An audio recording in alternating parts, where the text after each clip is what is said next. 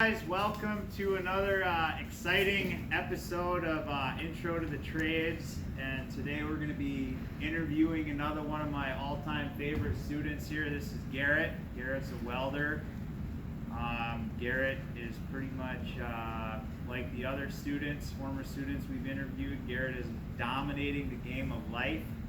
I'm super proud of Garrett, and we're going to hear a little bit about Garrett's journey becoming a welder and his experience with that. And then we have Gracie, who's our camera woman today. So Gracie, do a little selfie for the crew there in Intro to the Trades. I don't know how to turn the camera. So like, hey, there's Gracie. Okay, here we go. Okay, Garrett. So thanks for being here. Yeah, thanks for having me here. How long have you been working in the field? Alright, so joining us, Off and on right out of high school. Yeah. Yeah, I charter fished as a captain in the summers, and then in the winters I welded. That's cool. Thank you. So is that, how long, what year did you graduate? 11. 2011. So that's 10 years ago now. Yep, 10 years ago. Yep. It's been 10 years since I've been to this school. Right on. Well, what was kind of the hook to get you in the field, or how did you get your start in welding? I'd say right here in your class it kind of sparked an interest. No pun intended. Yeah. Okay. Yeah, and I didn't do well in wood shop. I kept breaking the wood, and so I was just like, well, I can't break steel, so I might as well be a steel worker. So that's kind of why I started being a welder. So this is kind of a question that's not on our typical interview form, but it's interesting to me. Can you talk a little bit about how wood and metal behaves differently? They're two totally different. Two totally different things, and I've tried to steer away from wood most of my life. If it could be welded, I'll weld it, but if I have to use wood, I usually try to find somebody who knows how to use wood. Yeah. It's a pain in the butt. Wood is. Yeah. See, that's fun. I think metal's a pain in the butt because metal grows and you have to clamp it. And then heat pulls it either way. But with wood, in my inexperience of use with it, it cracks, screws strip out. Yeah. It usually end up more frustrating. Do you have a favorite kind of metal you like to work with? Aluminum is nice, it's clean, it's light. Steel is more forgiving, I find. And so, they each have their pros and cons. So steel changes color when you weld it, correct? Yeah, when it's hot and stuff, it'll go purple and all sorts of different colors. And aluminum does not, right? Aluminum shouldn't, no. Yeah. No. Stainless, no, you'll get your nice rainbow colors. All right. Thanks for that. Okay, so I've kept the tabs on Garrett here, and Garrett's always getting training, furthering his knowledge base. Garrett, can you speak to us about like your initial set of training and kind of your continual training? So what do you do to get into this, and how do you continually educate yourself? I out of high school had to go do something, so I went to AvTech. And AvTech trained you for, top to bottom, everything you could ever think of for welding wise. And then I came out of that school with a structural cert, X-ray, and then I kind of worked in shops around Juneau. And So let me stop you there. Can you explain what a structural cert X-ray is? It was a test that was 3G and 4G, which are positions, which is vertical and overhead, I believe. And So that means Garrett could weld vertically and overhead. yes, yeah.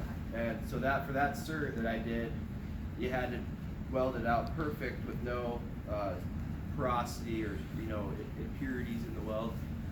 And so then they put it in a big X-ray thing, like if you break a bone, they put it in there and they see through the actual weld. And so if you have 100% clean weld, you pass. And so I got that right out of AvTech, which was a great school.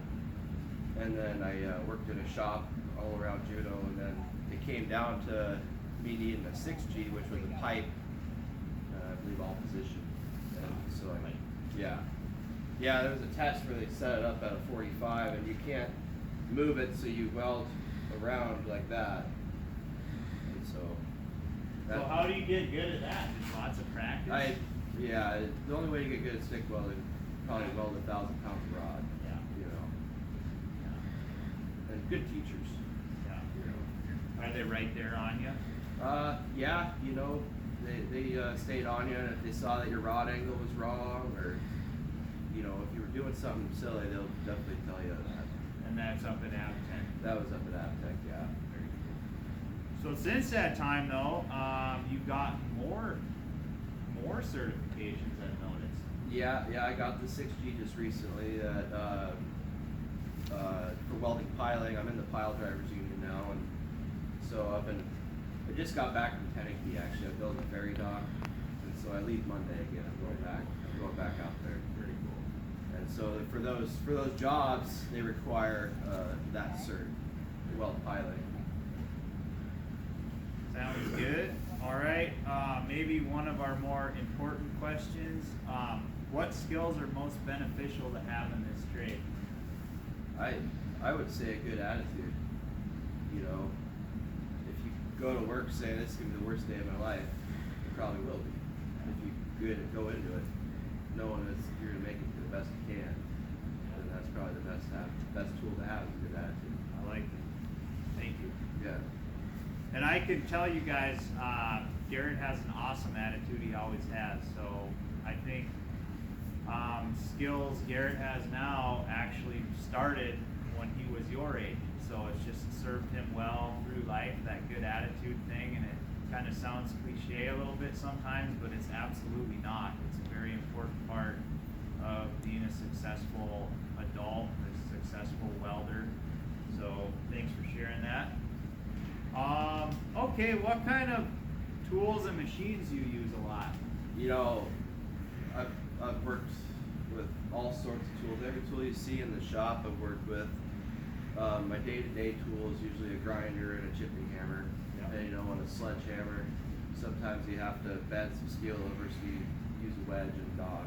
You know. Okay, hold on. So we got slag hammer, because we make them research these tools. Oh, okay. Chipping hammer. Yep. We got a stick welder, Yep. TIG welder, TIG, TIG welder. What was the last one? A sledge and dog? Sledge, and, a sledgehammer, a wedge, and a dog. We call them a dog. It's a plate of steel where you you weld it, and you jam the wedge down there, and you take a sledge, and then that's how you force the steel over so you can get a tight fit up. You need a tight fit up for a good weld, right? So, yeah, that's how you can manipulate it a little bit. Right. What kind of PPE do you wear typically? Safety glasses is huge. You know, even working around somebody who's working with steel, you should wear safety glasses. Just the sparks and then the metal, and you know, it could really mess up your eyes. And then hearing, you should probably wear earplugs. Huh? Yeah. Yeah. I'm just You kidding. should probably wear earplugs. That's a good. You know, grinders, they make a lot of noise. Gloves. Gloves is a big one too. You know, if you're using a cutting disc on a grinder, that could really mess your day up if you don't, not wearing a glove. Yeah. Sometimes they backlash at you. Oh yeah. You know, or they blow up. You know, I had a grinder blow up in my hand this spring, and I wasn't wearing a glove, and it just burned the holy hell out of my hand. You know, so wear your gloves, your safety glasses, and your earplugs. Thank you, Garrett. Okay, I'm not going to ask you specifically what you make, but can you speak to the class about like what entry-level apprentice could expect to make, and then at the peak of your career, with overtime, maybe what could you expect to make per year? Can you speak to that a little bit? Yeah, I mean, entry level, you know, as an apprentice, you could be like 18, 20 bucks an hour, and the amount of money you make is up to you. It's really up to you. If you want to work 6 months of 7/12s, you'll be sitting fine. But if you want to work that full year, you'll definitely make over 100 of that. You know, it's just totally up to you how much you want to work, how much you want to make. And then when you're fully journeyed out, you're making about, well, a welder in the pile drivers makes like $39.30 an hour, not including benefits. And then benefits, you get $15 an hour, I think, in your So pension. that's close to 60. You're making, and then that's just straight time. So when you get into overtime, or if you work a double day, so you can definitely make some good money. So Garrett has what I consider a good work-life balance. So Garrett works really hard, but he also plays hard. So he goes hunting a lot, still goes fishing. So there's that part of the career to balance out in your mind too, as you think about what you want to do. Oh yeah. Yeah, it's important to keep saying. All right, thanks for that.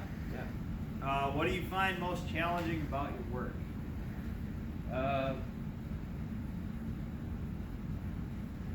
I would say bad attitudes and weather. I'm out there in sideways snow, 0 degrees, standing over water welding. Yeah. All winter long. Yeah. In downtown Juneau, which is a Taku winds. Yeah. So it's pretty gnarly. Oh yeah. I remember taking rosebuds to the pile just to hug it for a minute to feel a little warm. You're sitting there freezing, but if you keep that metal hot, you'll stay warm. So that's where the good attitude comes in. Is you gotta just really stay positive on those shitty or bad days. Yeah. Yeah. I hear you. All right, thanks for that. And then, what do you enjoy most about the work you do? Just stand back and see what you've just accomplished. That's the coolest part about it. Seeing a job from start to finish, and how it's progressed, and how you've actually had a big part of building that. Oh yeah. And have a sense of pride that that was the best you could do. So you see probably projects all over town that you've been a part of. Oh, I just went to the Flying Squirrel this morning. A guy drove down next to me who had a bumper I built for him. Oh, cool. So I see it everywhere. I can go, my fiance, she's tired of me going, oh yeah, I did that up there, or that over there. I fixed that boat right there. So you always see it. All right, and then kind of our last thing we do is I like to ask a concluding thought, or like just something you may want to share with our students here. So we have about 60 kids in the class, and freshmen predominantly, but if you could just share something with them that might help them out, or that I didn't cover, give you the chance to answer. I just think that it's great that JDHS still has this. This was like the insert into Garrett's brain, and this is an option. And without this, I wouldn't have been here, to at this point. So I think it's important to maybe think of this industry sometimes, instead of going just to college and go, I'll figure it out later. Trades are a pretty important thing, and you'll always have work. Your friends might not be working in unemployment, but you're out there busting your butt, but you're always working, and so that's huge. Very much appreciate it. And just for the record, I teach welding here at JDHS, but I am not what I would consider a very good welder. I just don't do enough of it. Garrett is a beautiful welder, and if you guys know of a career welder, that it's like an artist. They do amazing work, like an artist combined with a scientist. So there's kind of two elements of being a good welder: the art and the science. I like to say. And Garrett has both of those things going on. Thank you. So with that, I hope you guys enjoyed the video, and if you see Garrett around town, make sure you say hi. And thank you, Gracie. Thank you. Thank you, Garrett. And we're peacing out.